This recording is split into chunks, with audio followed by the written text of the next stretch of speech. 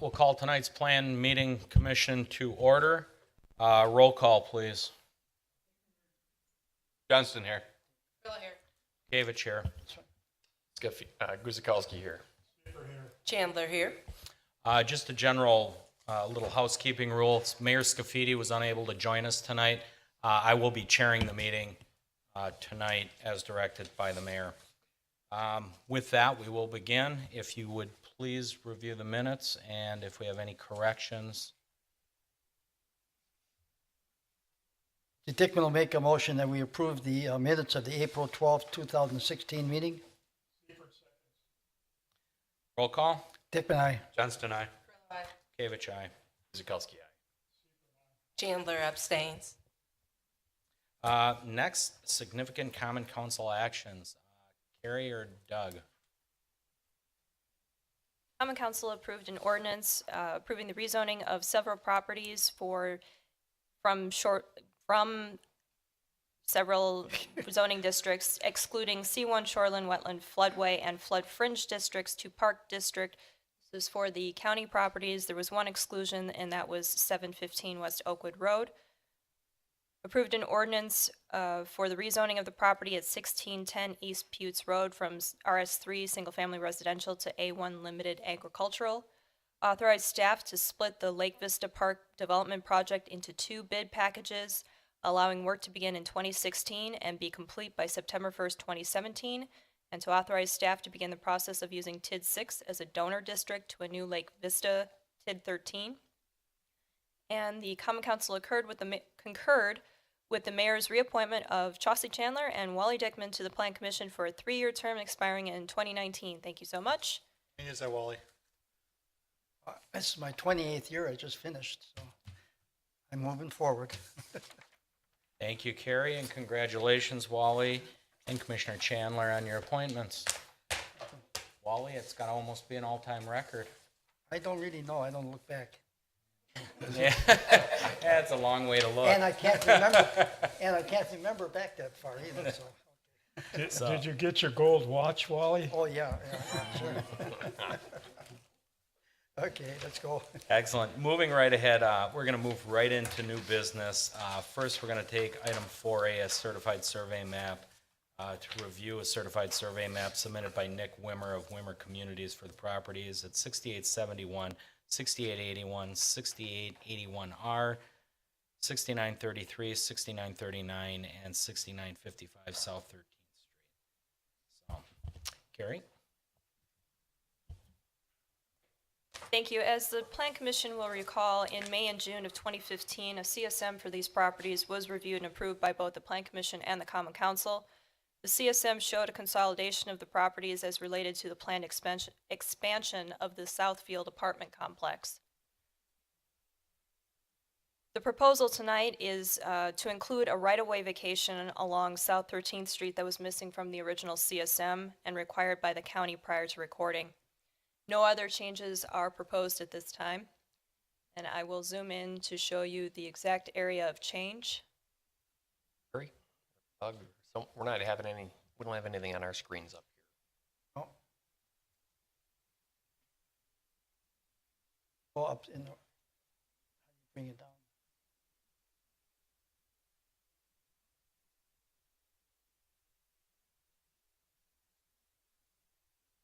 Well, the technology is moving forward.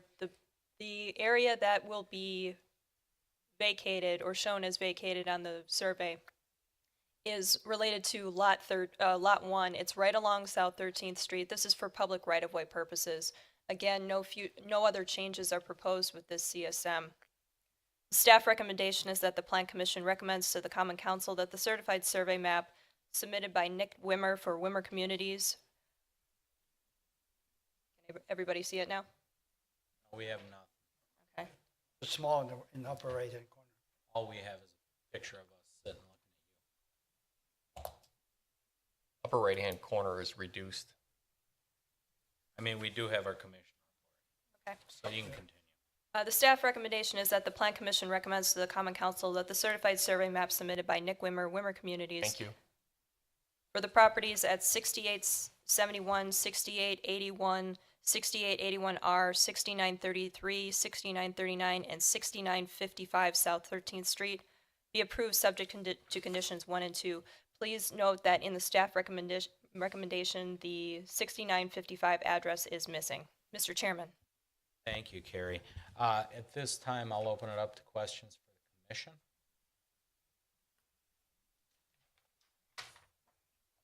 I just want to ask, Carrie, which one did you say was missing? I'm sorry, I'm missing it. 6955.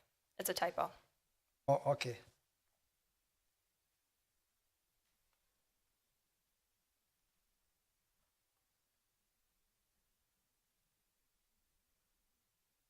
Seeing no questions, I will call for the motion. Justin moves that the Plan Commission recommends to the Common Council. Turn that on, that'll help. Start over. Johnston recommends that the Plan Commission recommends to the Common Council that the certified survey map submitted by Nick Wimmer, Wimmer Properties, for the properties at 6871, 6881, 6881R, 6933, 6939, and 6955 South 13th Street be approved with the following conditions. 1, that all easements are included on the map prior to recording, and 2, that all technical corrections are made prior to recording. Seifert seconds. Roll call. Hickman, aye. Johnston, aye. Gavich, aye. Guzekowski, aye. Seifert, aye. Chandler, aye. Great. Moving right along, item 4B is a plan review of landscape plans submitted by Nick Wimmer of Wimmer Communities for amendments to the Centennial Park access drives and parking at 401 East Centennial Drive. Keep in mind, it's another Wimmer project, but different locale and different project altogether. Carrie. This is specifically related to modifications proposed for the 2 entrances to this development. Everything is already developed.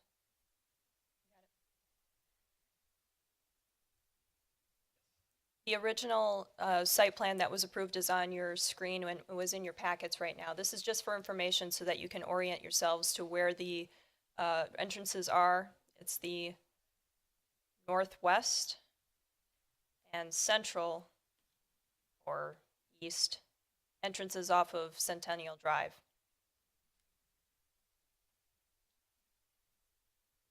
Modifications will expand the width of the drive slightly and relocate the community mailboxes while adding several parking stalls around the new mailbox locations for improved traffic flow. There is associated landscaping with each of the proposals.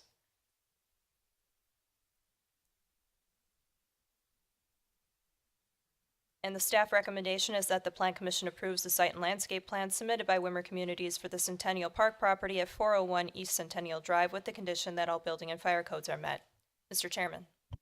Thank you. With that, I will open it up to the commission for questions or comments. Chauncey? Is the applicant here? I just had a couple questions. Specifically, what was the layout prior to this change, specific to the parking, additional parking options? Were there parking spaces in the front area originally? On the west entry, there was no additional parking, so we're adding parking spaces there, which really are supposed to serve as a temporary parking for our residents when they pull in to grab their mail, so they're not stopping in the drive aisle. At the east location, Nick Wimmer, 5300 South 108th Street, Hales Corners. And then at the east location, we did have visitor parking there, and we're just relocating that visitor parking. We're not losing any visitor parking. Okay, so the same number of spaces Correct. in that area, the east side. Okay, and what's the reason for the driveway expansion, making it wider? Creating greater visibility, easier turning off of Centennial Drive. Thank you. Any other questions, comments? Fred? Wally? I just wanted to ask you, these changes that were made, which I agree with, I think they're very good, but were they brought on by the citizens who are there, that they would like changes made, or is it just something you saw on your own, the company? Well, we are well underway with the expansion project on the lands to the south of our existing Centennial Park project. And after working with the post office, it was determined that the 2 mailbox kiosk locations that we have existing now are the best places to keep them to serve the new residents of the expansion project. So adding all those residents coming through there to grab their mail, we just thought it would be a lot more efficient and safe to keep it off of the main drive. I think it's a good idea from a safety standpoint in particular. Thank you. I just want to state that staff has worked with Wimmer Communities on this. We had some concerns about the landscaping, particularly along Centennial Drive.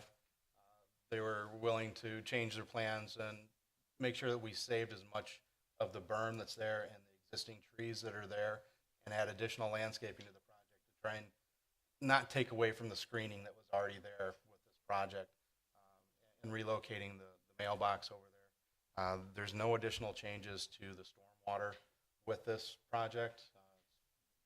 Very insignificant additional impervious area that's added to this project. So that all complies with all our standards and everything. Thank you. Anyone else? Chris? No, I'll just add a comment. I do think it's an improvement. I like the wider driveways. So I'm fine with it going forward. So with that, we'll entertain a motion. Seifert moves that the Planning Commission approves the site and landscaping plan submitted by Wilmer Communities for the Centennial Park property at 401 East Centennial Drive with the condition that all building and fire codes are met. Chandler seconds. Roll call. Hickman, aye. Johnson, aye. Gavich, aye. Guzekowski, aye. Seifert, aye. Chandler, aye. Great. Thank you very much. Thank you. Moving right along, we will go into item 4C. It is a rezone for a planned unit development requested by HSI Oak Creek Partners LLC on behalf of Mary Volkner and Margaret Munson of Life Creek Church, Inc. to rezone the established planned unit development for the properties at 7721 South Pennsylvania Avenue, 2100 and 2200 and 2280 East Drexel Avenue. Carrie. The request is for the properties that are listed in red on the screen before you to be rezoned from to RM1 PUD, multifamily residential plan unit development. Plan commissioners will recall that these properties were the subject of a comprehensive plan amendment which was approved in November 2015 in anticipation of this development. The proposal is for 20 two-story walk-up apartment buildings. 10 will be 11-unit, 4 15-unit, and 6 will be 20-unit. A total of 290 units proposed. 16 will be studio, 108 will be one bedroom, 14 will be one bedroom plus den, 120 will be two bedroom, and there will be 32 three-bedroom apartments in the current configuration. Parking is provided in 224 garage stalls and 445 surface parking stalls for a total of 669. One 5,600 square foot clubhouse and in-ground pool on the southeast side of the proposed road is proposed in the project plan. One 1,600 square foot gazebo on the southwest side of the proposed road is integrated with the proposed walking trails on that side. There are also 2 water retention areas excluding the floodplain area. This is the concept plan for the proposed layout. The proposal includes 2 phases, and if I zoom in, you can kind of get an idea of where those phases will be.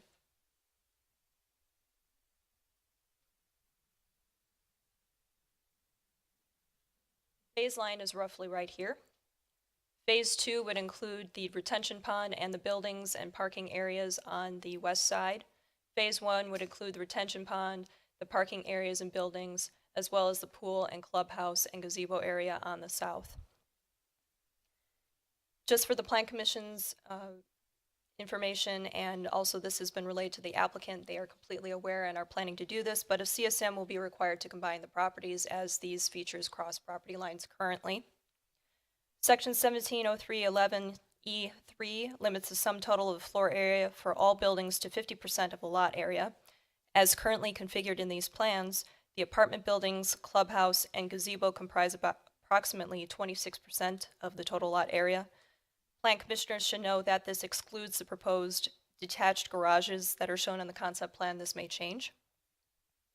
Minimum lot area per unit type, setbacks, and maximum unit densities, overall at 7.8 units per gross acre, which was calculated based on the provided Alta survey, appear to be met in this proposal. However, these will need to be verified once site plans are finalized. No departures from the zoning regulations have been requested at this time. There were comments received from the engineering department regarding curb and gutter on the main roads, as well as a traffic impact analysis, and engineering has been working with the applicant to address these issues. There was one comment from the fire department regarding the rear access drives. However, I was informed by Assistant Chief Kresick that these concerns have been worked out with the applicant, so that conversation continues to move forward in a positive manner. If the Plan Commission recommends approval of the rezoning and PUD, staff will prepare conditions and restrictions for presentation at the next Plan Commission meeting, which would be at the May 10th meeting. Prior to my staff recommendation, I'd like to note that the applicants have prepared a presentation, but the staff recommendation is that the Plan Commission recommends that the Common Council approves the rezoning of the properties at 7721 South Pennsylvania Avenue and 2100, 2200, and 2280 East Drexel Avenue to RM1 PUD multifamily residential plan unit development after a public hearing and subject to conditions and restrictions that will be prepared for the Commission's review at their next meeting. I'd now like to turn it over to the applicant for their presentation.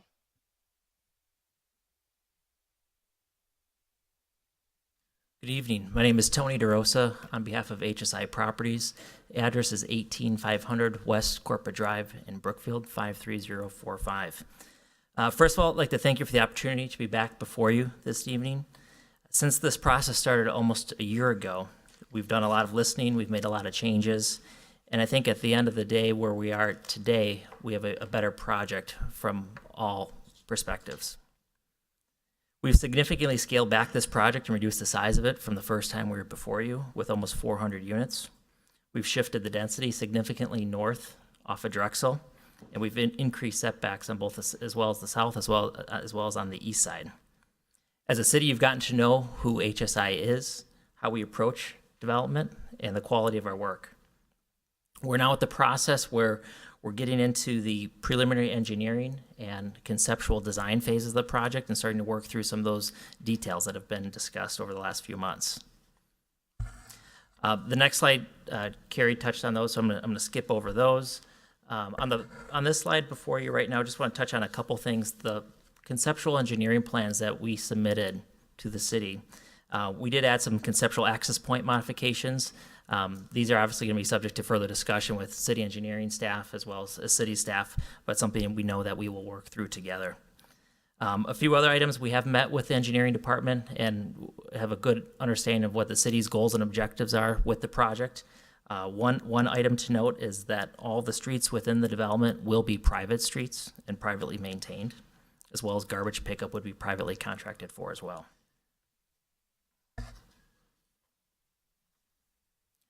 You saw this slide previously, so we'll skip over that. And then we also want to share with you this evening some conceptual architecture and give you a flavor for the direction that we're going in. This is not final by any means, but want to give you an overall feel of what this is going to look like.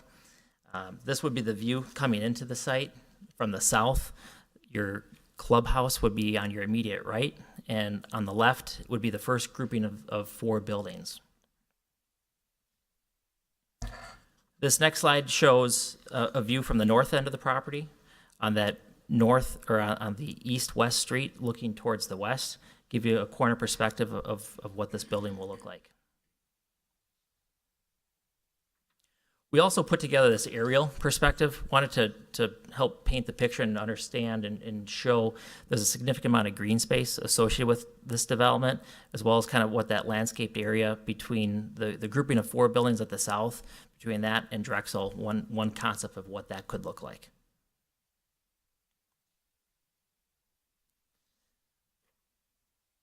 In closing, just some of the few highlights of the project and project benefits. This is a project that will provide a unique market rate luxury housing option in a growing community. This is a project that meets market demand. Currently, this market of Oak Creek has a vacancy rate of less than 2%. We've added significant green space. And lastly, the significant tax increment. This is a project with an estimated value of approximately $34 million and a current assessment of about $152,000. So we're projecting a tax increment of in excess of $8 million over a 10-year period. And as a result of this being a privately financed project with no TIF, obviously the city reaps the full benefit of that. We look forward to finalizing the details of this project to keep moving forward. Our goal is to start construction on the first phase this fall. Thank you. Thank you. With that, I'm going to open it up to any questions or comments from the commission at this time. Wally? Okay, talking about these streets, they're privately financed, I guess I have to ask engineering. They have to meet the standards of our city though? Or how does that work, even because they're private? No, they do not have to. No, they do not have to meet the city public standards because they are private streets, so we don't require them to be. Our typical road is 29 feet back to back and 6 inches of asphalt on 8 inches of stone. They don't have to meet that.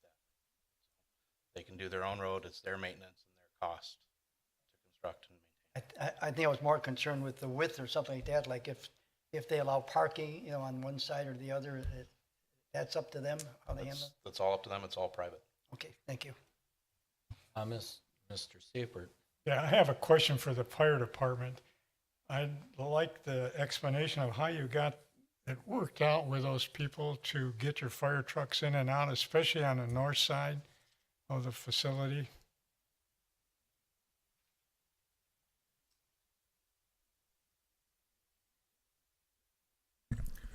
Mike Kresick, Fire Department, and this is going to slide back to the previous question also. Although they will be private roads, they will still need to follow national fire codes for access roads.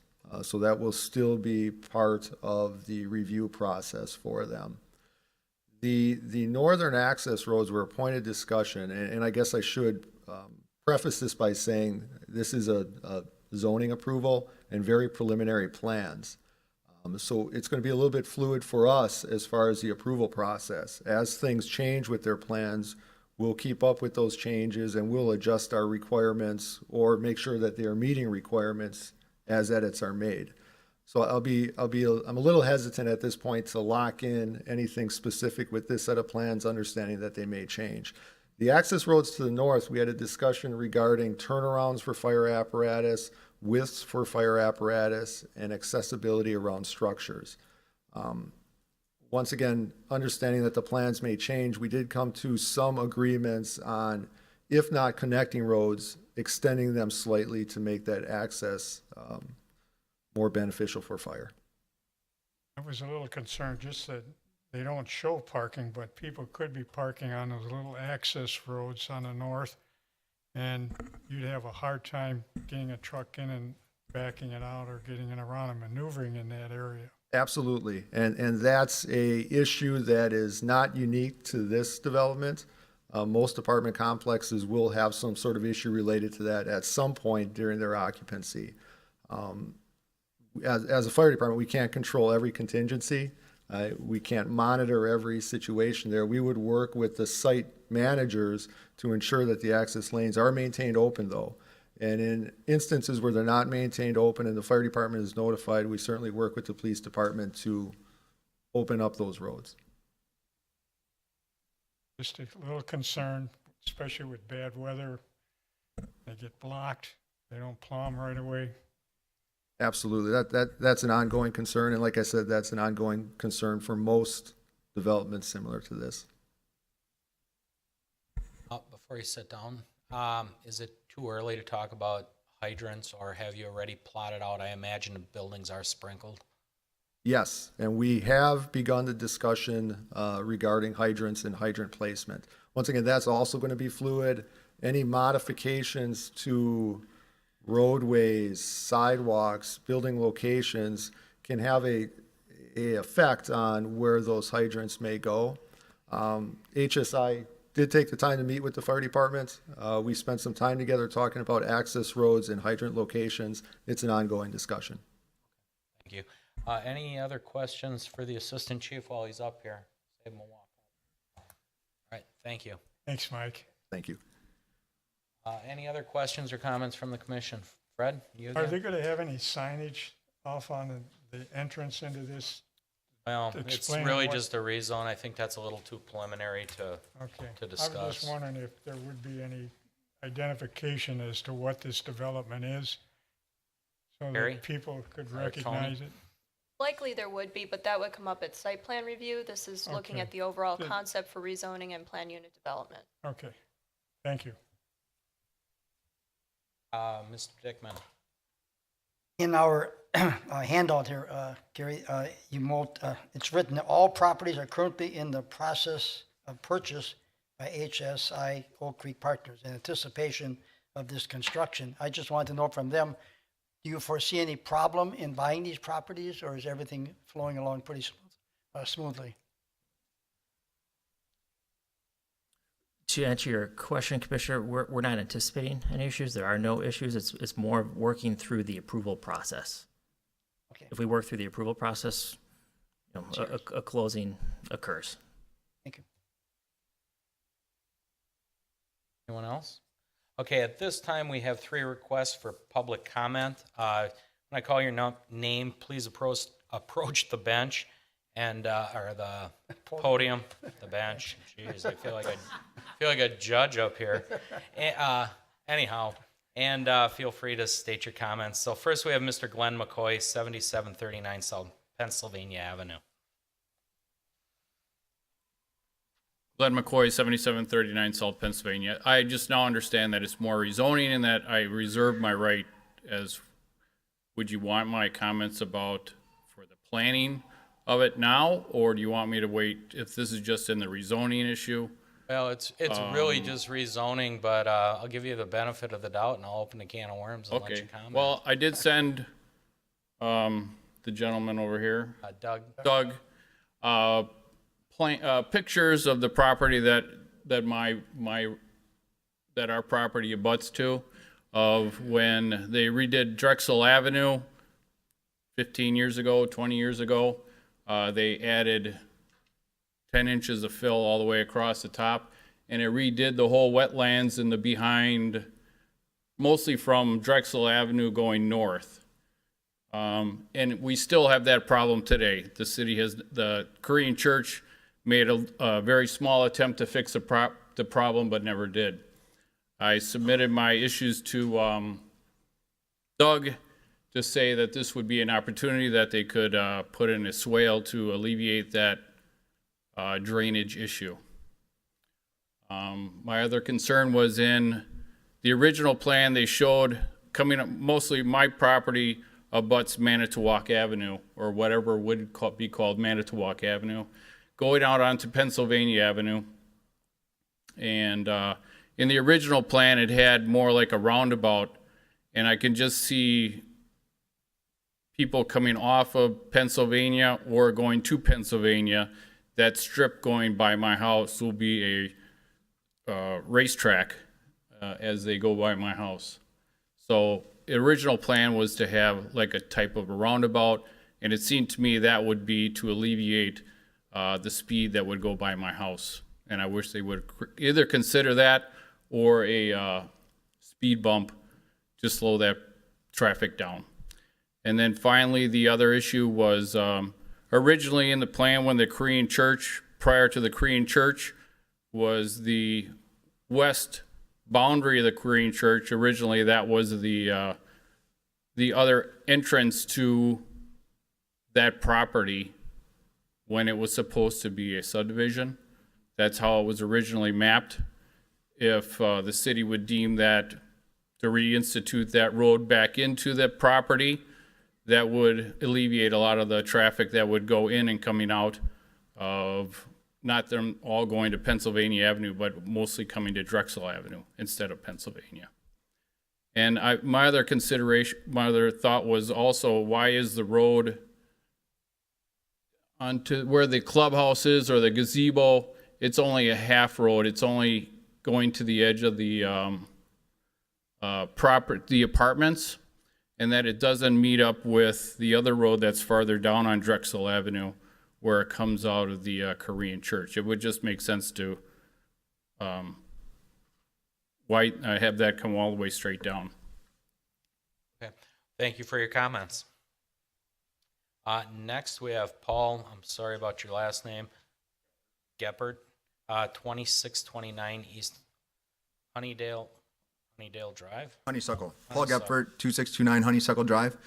Good evening. I just want to voice my opposition to the rezoning. I think there's a reason that this swath of land is originally residentially zoned.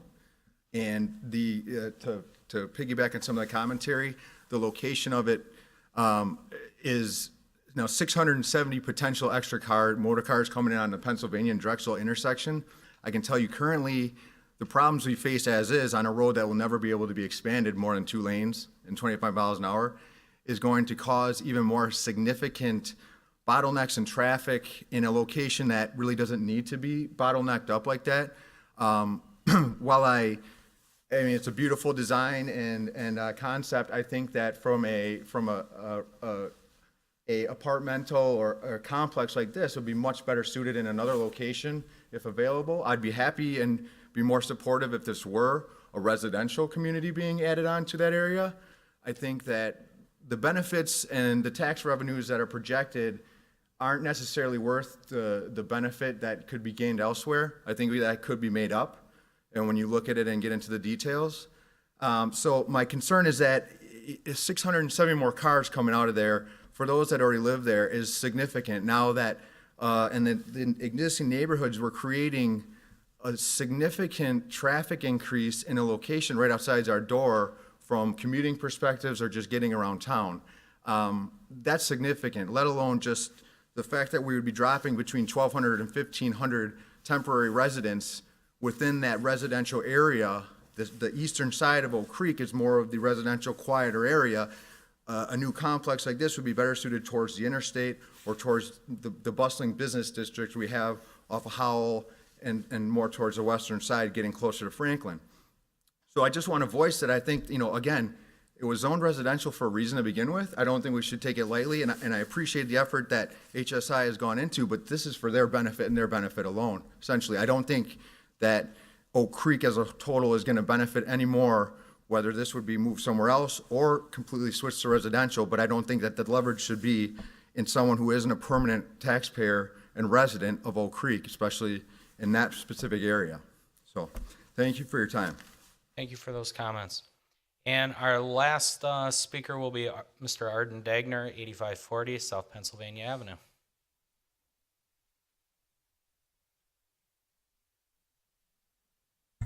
Arden Degner, 8540 South Pennsylvania Avenue, just south of this development. I have a question for the, and some comments that are mainly just items that I could expand upon. But as I looked at this plan, my first question is the contours. Yes. Oh. The contours seem to show that these apartments are at the same elevation. Is that correct? Tony, do you want to handle that one, or? I think he's specifically talking about north to south because of slope difference. So the buildings are not all, to answer your question, not all the buildings are at the same elevation. The site drops from south to north.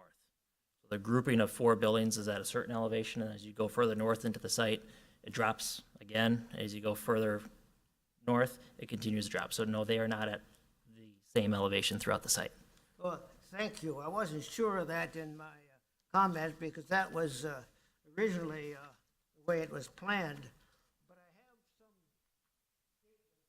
put in the record.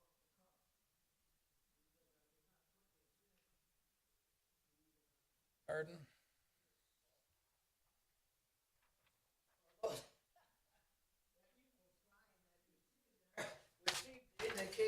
Thank you. I thought maybe you were cursing at us the way you put that in. Believe me, I have so much trouble with these goofy 8.1. I live too long, I guess. But my first comment is that the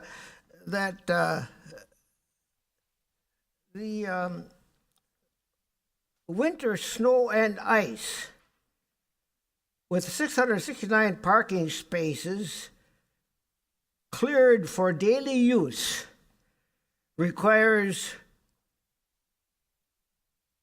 enormous snow piles. Where's the room? B, parking at every 20-unit building that slopes 40 feet north to south, which would mean roughly a 10-foot slope or elevation change for every east-west apartment row. This is hazardous in winter and ice unless daily applications of ice melt is applied to the roads. It wasn't clear on the contours, but the point is that this enormous traffic bottleneck of 669 spaces, causing hundreds of vehicles to queue at every entrance to exit onto Pennsylvania and/or Drexel Avenue. Therefore, the following must be provided in this unfortunate siting of apartments in this bowl.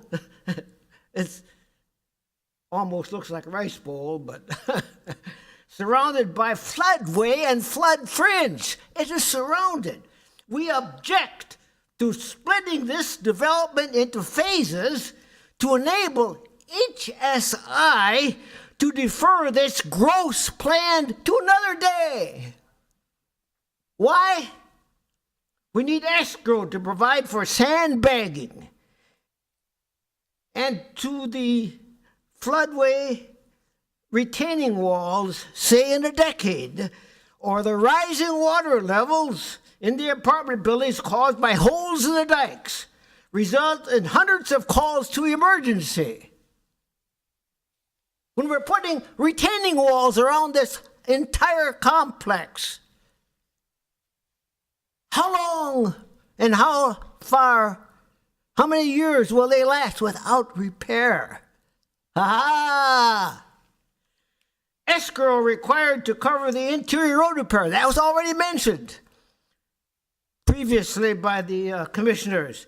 A decade after construction, examples, the subdivision north tenants begged the city to annex the streets in the first district subdivision to restore and repair after they became impassable.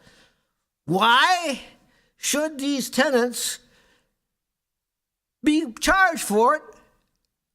And they didn't. They just sold out and left the buildings. So the city had to annex it to repair it. You probably recall some of that, the old timers. And then the Chicago Avenue apartments also had that same problem. When you have a private road, which alderman are you going to call to have it repaired? What school or what streets department will you call?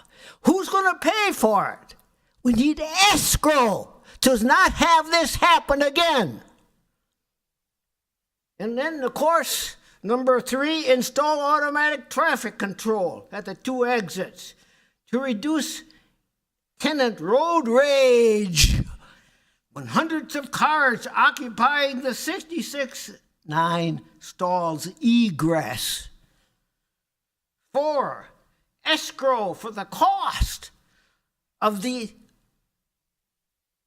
deceleration and acceleration lanes located on Pennsylvania I see them on the plans on Drexel Avenue. Who's going to pay for that? As well as the pie in the sky. $100 million it will cost to redo and buy all that property from Rawson to Drexel that has been planned. Oh, yes, yes, we will be able to make that a 4-lane road with all those houses, with all those people dispossessing it. Just a little crooked entry into the Lake Vista cost, was it $5 million or is it $3 million?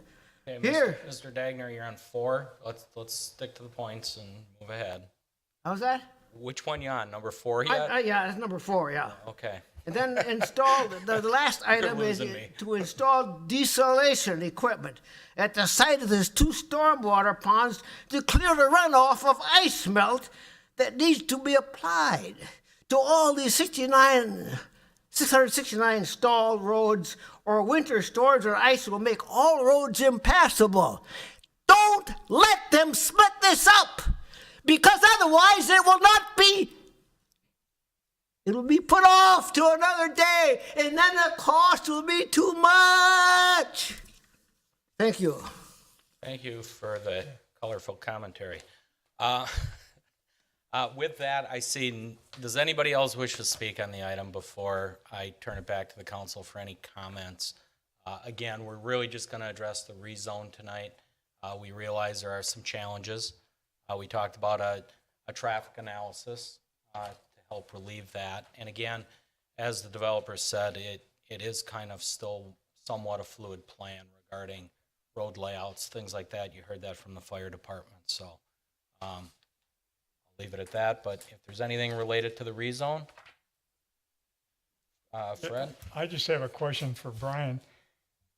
Is the city considering widening Pennsylvania north of Drexel at any time? Would that fit in with this development? The widening of Pennsylvania is a consideration. It's in the 5-year plan. Just a matter of getting funding and working with South Milwaukee to accomplish that. Would that be all the way up to Rawson or just part way for this development? Plan is all the way to Rawson, from Okay. Drexel to Rawson. The other question I have is there any thought of having a third exit or entrance on this development? To alleviate some of that traffic, both on Pennsylvania and on From Drexel? HSI, would there ever be a possibility of possibly getting a road to the, I guess it'd be the west side of the church to help alleviate that at the top of the hill? We're not considering one at this point. It's Okay. probably not likely. 'Cause And correct me if I'm wrong, but wasn't there some land issues there, either a landfill issue or wetlands to navigate that back that way, Brian? I believe there's wetlands on the west side over there. Okay, with that, Glenn McCoy, 7739 South Pennsylvania. Originally, when the Korean church was built, they vacated that land, that road that was on the west side of their, so there was originally a road on the west side of their property that was vacated, and they add, on the next plan, it added the road that is currently where their driveway comes out of their subdivision.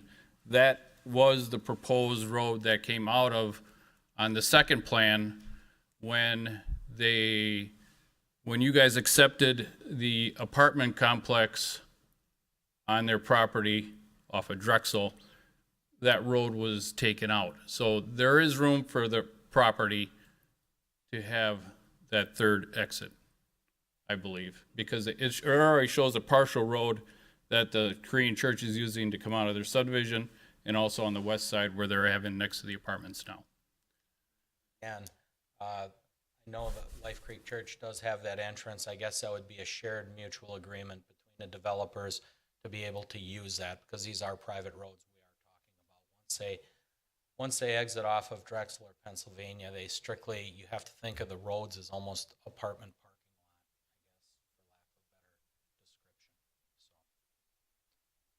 for lack of a better description. So, Mr. Dickman.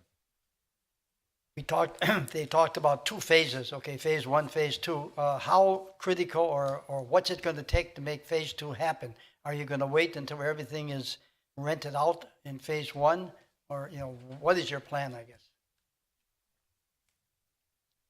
Our plan would be to go immediately from phase one into phase two. Obviously, that's subject to market conditions.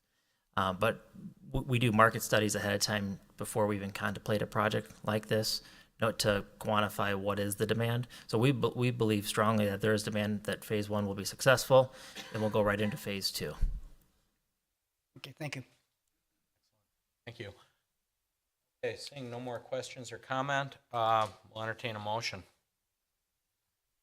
Dickman makes a motion, the Plan Commission recommends that the Common Council approves the rezoning of the properties at 7721 South Pennsylvania Avenue and 2100, 2200, and 2280 East Drexel Avenue to RM1 PUD multifamily residential plan unit development after a public hearing and subject to the conditions and restrictions that will be prepared for the Plan Commission's review at the next meeting, which is May 10th of 2016. Gavich will second. Roll call. Dickman, aye. Johnston, aye. Gavich, aye. Guzekowski, aye. Seifert, aye. Chandler, aye. Thank you all for coming and your comments. And again, the public hearing will be May 10th, 2016. I trust. No, that's actually just conditions and restrictions. The hearing before council is yet to be scheduled. Thank you for that clarification. Sorry about the misinformation. Moving ahead, new business, item 4D, plan review. Review site, building and landscape and lighting plans submitted by Drexel Square Hotel Group LLC for a hotel at the property at 7980 South Market Street. Carrie. This parcel was previously reviewed and approved for a Four Points Sheraton Hotel back in 2013, so this may be a little bit familiar for folks. Due to changes in ownership and a change to the hotel chain, the building has been modified from the original approval, and therefore plans have been submitted for the Commission's review. This is an overall site layout, and I'll zoom in a little bit so that we can get an idea of what those features on the site are. Better. Okay, well, anyway, this is in the mixed-use sub-district according to the DTS MUPD PDD, or Drexel Town Square Mixed-Use Plan Development District. As you can see, the hotel is on the west side of the property, which is parallel to Market Street, and that's how the building is oriented. According to the PUD, the approximate parking supply and demand requirements for hotels is estimated at 1.25 to 1.75 spaces per room, which would equate to about 140 to 196 parking stalls. However, the PUD also requires that site-specific parking analyses be submitted, and therefore the submitted info from the applicants indicate that they will have about 123 stalls for peak employees of 8 to 10. 100% occupancy would require 1 car per room, 10 for employees, and 9 for 50% meeting room capacity. So total peak would be about 131 stalls. However, regular demand is about 80% occupancy, which would require 97 stalls that would accommodate guests and employees. Up to 6 on-street parking stalls on the west would supplement the on-site parking. Plans for the previous hotel included a bar and restaurant and had 108 rooms as opposed to 112, with the same number of peak employees, and they provided 128 parking stalls. So in understanding that this concept no longer has a restaurant bar component, there would be adjustments to the parking based on that. There are also several pedestrian connections that are in the proposed plans. On the north side, there is a door here with an access point to the public sidewalk. Oh, hang on. Sorry about that. There would be also an entrance vestibule right here that has a connection to the public sidewalk along Market Street. There are 2 outdoor seating areas on either side of the bump out here, and those each have connections to the public sidewalk along Market Street. There's also a connection on the east through the parking lot that provides for pedestrian connection there, as well as a sidewalk that actually connects all the way around the building and on the south side to the multi-use path along the south here that connects the property to the east, which is Meyer, all the way to Clock Tower Place on the west. The previous site configuration for the Four Points Sheraton had some issues with the 5-foot wide landscape requirement along the east property line, which is where the parking is. However, the previous owners entered into an agreement with Meyer regarding snow storage and landscaping to address this issue, and this agreement, we've now been told, has been signed by the new landowners. So staff recommends that the Plan Commission accept this signed agreement in fulfillment of the requirement for a landscape zone along the east edge of the parking lot. There is a dumpster enclosure proposed right here on the south side of the parking lot. It's an 18 by 11, roughly 8 feet tall enclosure. Would be face brick veneer walls to match the building with 2 painted steel frame gates with cedar plank cladding, and that would be stained to match the trellises on the building. Vegetation has also been proposed on the east and basically wrapping around on the south side for screening. Ground mechanical equipment has been shown on the plans. There is a transformer that's proposed on the southwest side here. There's also a bank of condensing units on the east here, and those have been proposed to be screened using vegetation. Additional building or rooftop mechanicals will also be required to be screened where roof elements and or building and vegetation screening is insufficient. There is one proposed monument sign for the site, and that actually is, the dimensions are a little bit larger than what's required. I've talked with the consultants, and there's no objection to reducing it down to a secondary size, which would be about 6 by 6. These are the proposed elevations showing the materials that will be used on the building.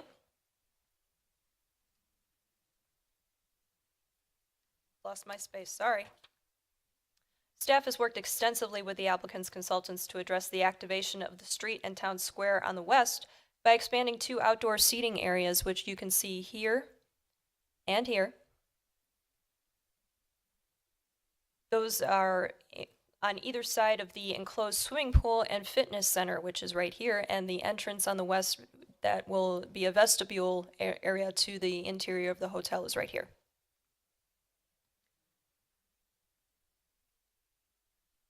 Building materials that are proposed are running bond modular clay brick in a brown color, fiber cement siding in a multitude of colors, high pressure compact panel, which is basically going to mimic a pine color, a bleach pine color, and also windows throughout the building.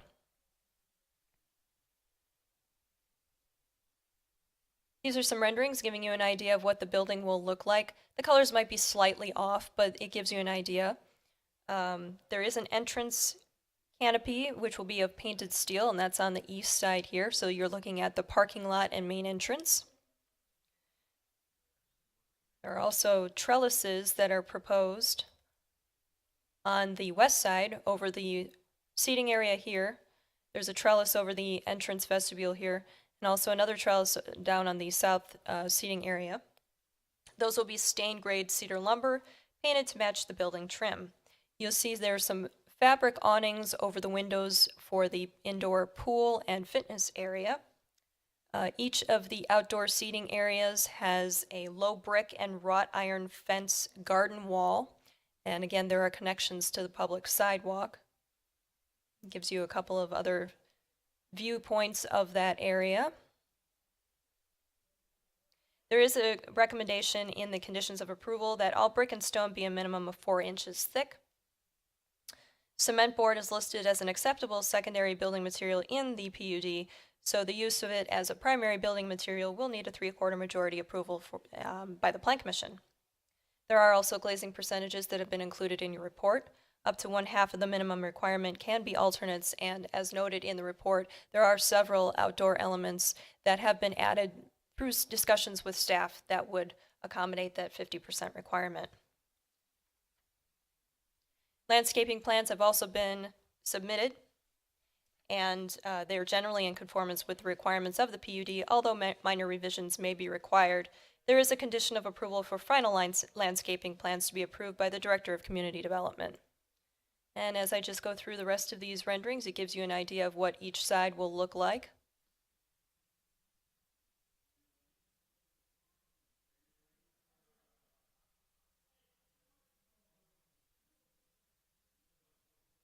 And the staff recommendation is that the Plan Commission approves the site and building plan submitted by Drexel Town Square Hotel Group for the property located at 7980 South Market Street, subject to conditions 1 through 9. Mr. Chairman. Thank you, Carrie. At this time, I'll open it up to questions from the commission and/or comments. Yeah, I have a couple of questions. One is the height of this building. Is there any restriction? I thought we were only going 4 stories high, and it looks like this could be up to 5 stories with the roof slanted and so forth. Plus, can the fire department reach that height with their ladder truck? It's a 4-story building with roof elements. There's no fifth. I understand it, but it sure looks like a 5th story if you look at that slanted roof and the proportion. It looks like you've got almost a 5-story building. Within the PUD, there are no limits to the stories for this building. In other words, there's no height restriction for this building in the PUD. What about the airport?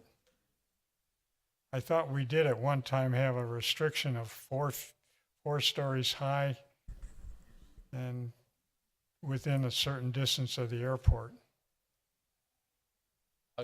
There are airport height restrictions depending on the varying distances from the runway. And having gone through this with the city hall property, that maximum height would be about 120 feet. This is nowhere near that. Okay. The monopole's okay, and that's 138. Mike, you want to comment on if you have a ladder high enough to get up there?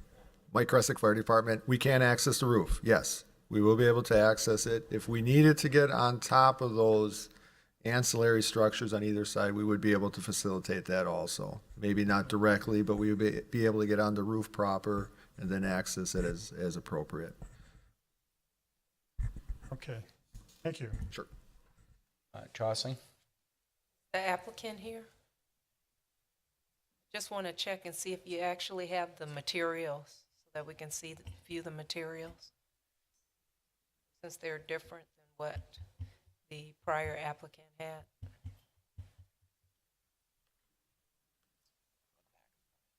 David Plank and Ethan Skeels from Kaler Slater. Ethan's unpacking 111 West Wisconsin Avenue. So while you're unpacking, another question for the canopies. Is there verbiage on the canopies? Is there any information there? As in like signage type Yes. verbiage? Mm-hmm. Ethan, I don't believe there's signage on the canopies, is there? On the canopy? No, on the canopy, there's nothing. Thank you.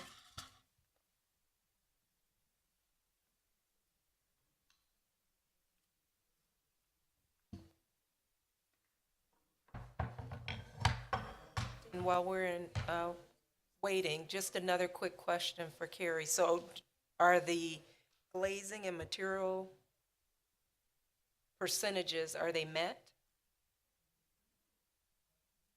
With the alternates, and recognizing that you can substitute up to half of the minimum glazing requirement on the first floor with some additional treatments, yes, I believe those glazing requirements are met. Thank you.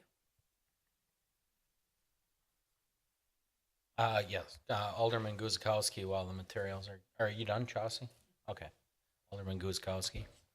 Well, first off, I'd like to say it's a really good looking plan. I think it looks really good. So thank you for all the work that everyone's put into it. I know you've worked together with our departments here at City Hall. So great work on this. I do have a few questions on the plan. So Carrie, while we're at the slide that's up here, if you're looking at the back of the building between the pool awnings, the red awnings you see there, so that's actually on Market. So that's on the west side of the building. If you're walking down the street or do you have access into the building if you need to get to the lobby from there? Yes, there's actually an entrance to the lobby right here, in between the pool and fitness area build out. Will that be illuminated at all, or something saying, hey, you guys can enter here? Or? I'm not sure that there's going to be necessarily signage there. However, there may be some recessed canopy lighting. I'd have to defer to the architects about that. Ethan Skeels with Kaler Slater. Both of the areas of the one-story portion of the building along Market Street have, I guess, pendant lights that are located between the storefronts that add a little bit of street lighting. There will be some of those lights as well in the entryway as well. Okay. And then, Carrie, while we're talking about that same picture actually that you had, please, can you just go over that monument sign again? We had talked briefly about the size. Right. Has that all been? That's been discussed with the architects. Basically, this is the size for a primary, and because of the location along West Town Square Way, it is actually required to be a secondary, so it'll be reduced in size slightly, but this is the style that it will be. And then the last thing I just wanted to have you point out, if you could, Carrie, you pointed out to me the areas that are going to have some uplighting on the building. Oh, right. So the roof parapets, if I can call them parapets, actually, these areas will have uplighting on them at night. So basically where you see the white portions, so that the roof flares or cantilevers, or however you want to call it, sorry, I'm not very technical here, those will have uplighting, so it'll be a soft illumination. It won't have internal illumination, but it'll actually, I think I can get you a rendering of that. Not the exact building, but it'll give you an idea of where it'll be. Oh, it's a well thought out plan though, and it's coming together. I'm looking to go to fruition here. When are you guys looking to break ground? I believe the owners are planning to break ground in July. Very exciting. Thank you. Anybody else? Commissioner Johns, Wally? Just a quick one. When the people come in on the east side from the parking lot then, and they go into the lobby, it's not a straight shot through then to the west side of the building, is that correct?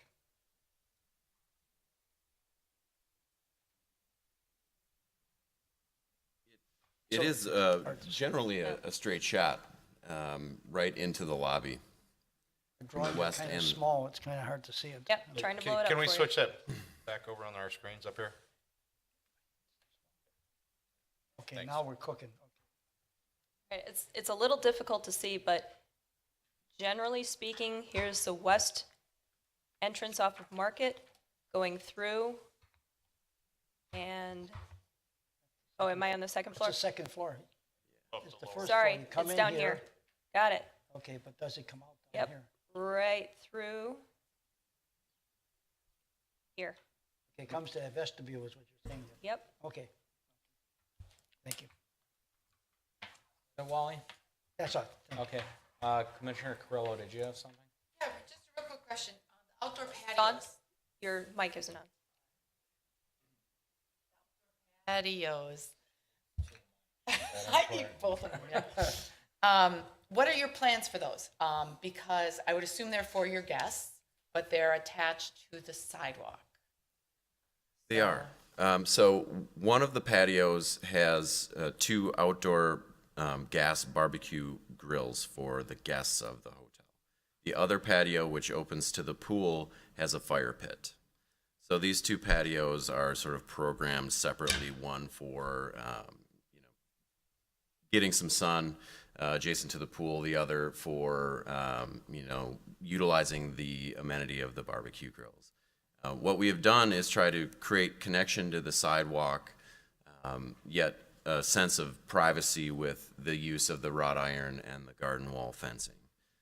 So along with the trellises, we feel it'll be both a very nice pedestrian experience for those walking on Market Street, as well as a good guest experience in using those outdoor amenities.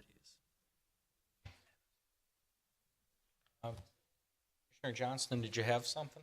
No, I'm good. Nothing? Commissioner Seibert? Yeah, I have a question about the roof design. How did we get that tapered roof and the reason for it? Just, to me, it doesn't just look right. So the building design is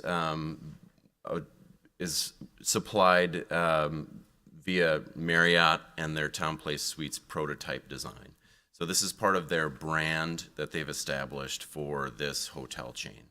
This is a new prototype. It just came out in December 15, and they are excited about it. And I believe will be one of the first of this design going in the country. So. It just doesn't sit right with me. I have a hard time accepting it. I'm sorry. If I may, certainly architecture is a very subjective thing.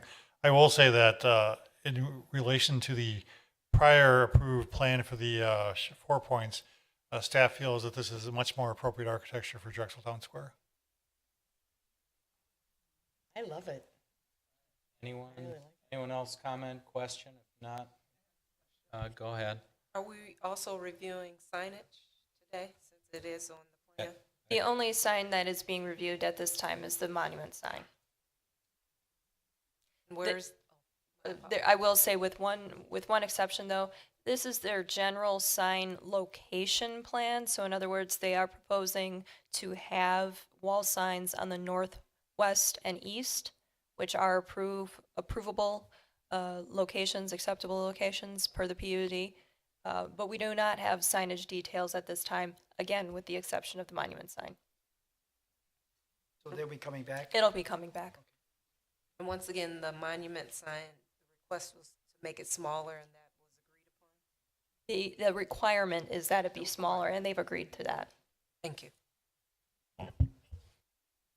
Okay, I guess I do have a couple of questions and just comments. So I guess I'll start with the comments. I actually like the architecture. I think it fits Town Square very well. I think it complements Emerald Row, Fire and Forge with the flat roof.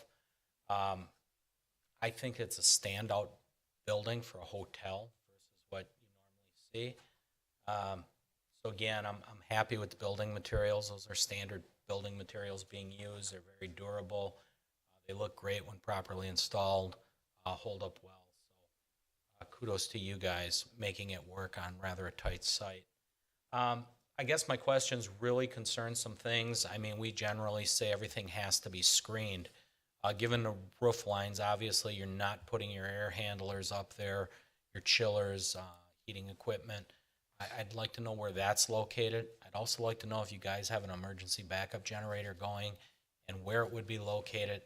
And then I did see that you moved the dumpsters to the I guess it would be the south side parking lot there facing Myers, or where the snow would go, basically. Is that going to be made of material, masonry, brick, or are we just throwing up a fence? What's the deal? I guess I'll address them in reverse order. The dumpster enclosure will be face brick to match the brick on the building, along with a metal gate with wood slats. Yes. So in regards to the snow removal and storage, along the east of the property, there is the easement that has been executed with Meyer.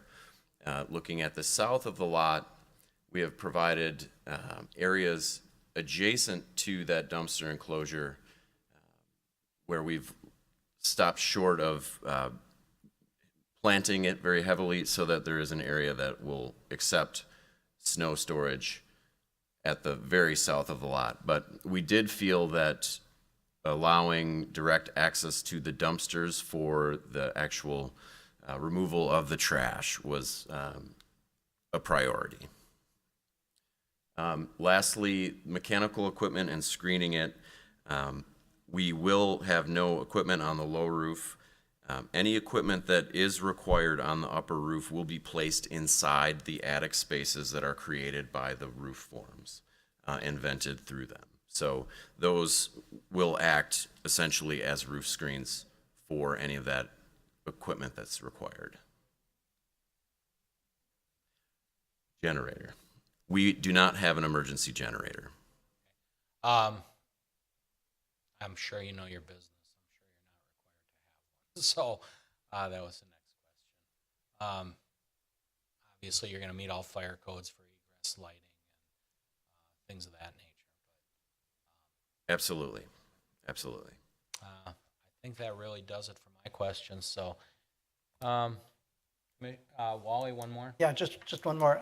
When we talk about putting vegetation in, you know, on the lower floor to hide some of the equipment, I always have a concern with that because you can say you're going to put it in.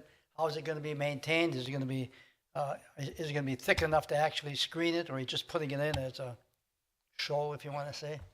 I do want to see it screened, obviously, quite a bit. Just so you're aware of it, you know that. Yeah, absolutely. And our landscape architects with Grafe have been involved with the Drexel Town Square from the beginning and have selected plants that will be durable and are proper screening materials. And from a operator's standpoint and a guest experience standpoint, it's in everyone's best interest to hide that stuff. Right. If there's nothing else, we'll entertain a motion. Bukevich will make a motion that the Plan Commission approve the site and building plan submitted by Drexel Town Square Hotel Group LLC for the properties located at 7980 South Market Street with the following conditions. Number 1, that all building and fire codes are met. 2, that all revised plans, site, building, landscape, etc. are submitted in digital and paper formats for review and approval by the Department of Community Development prior to the submission of building permit applications. 3, that a copy of the executed, non-exclusive snow storage easement agreement with Myers is submitted to the Department of Community Development prior to the submission of building permit applications. Dan, if I can interrupt you, that has actually been done, so you can strike it. Okay. 3 is out. 3 is out, correct. Okay, so noted. 4, that detailed plans for signage are reviewed and approved by the Plan Commission prior to submission of permit applications. 5, that all mechanical equipment, ground, building, and rooftop is screened from view. 6, that the final photometric and lighting plans indicating the approved luminaire type, pole type, color, and height for Drexel Town Square submitted for final approval by the Director of Community Development upon written recommendation of our expert electrical inspector prior to the issuance of building permits. Gotta give him something. 7, that the exterior brick veneer meets the minimum 4-inch thick requirements per code. 8, that the plans addressing grading, drainage, and stormwater quality, including the use of stormwater best management practices, be approved by the city engineer prior to the issuance of building permits. And 9, that all water and sewer utility connections are coordinated with the Oak Creek Water and Sewer Utility. Guzekowski will second. Roll call. Dickman, aye. Johnston, aye. Grillo, aye. Gavich, aye. Guzekowski, aye. Seifert, aye. Chandler, aye. Great. Thank you all for coming tonight. We look forward to you guys breaking ground in July, you said? So good luck to you. With that, we are looking for a motion to adjourn. Perillo moves to adjourn at 7:15. Seifert seconds. Roll call. Dickman, aye. Johnston, aye. Grillo, aye. Gavich, aye. Guzekowski, aye. Seifert, aye. Chandler, aye. Thank you very much.